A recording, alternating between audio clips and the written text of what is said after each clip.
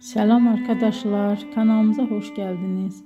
Bugün sizlere Türkiye'nin en tanınmış genç oyuncularından biri olan Hande Erçel'in hayat hikayesinden bahsedeceğim.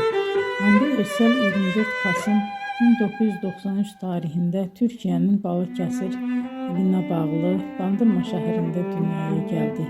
Küçük yaşlarından itibaren sanatla ilgileniyordu ve yaratıcı alanlara karşı büyük bir merakı vardı. Daha sonra İstanbul'da Mimar Sinan Güzel Sanatlar Üniversitesi'nde eğitim aldı. Ama onun hayatında ilk adım oyunculuk değildi.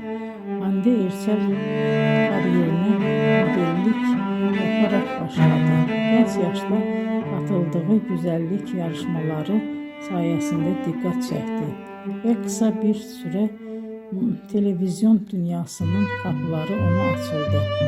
2015 yılında yayınlanan Güneşin Kızları dizisinde Selin karakterinin canlandırmasıyla geniş kitleler onu tanımaya başladı.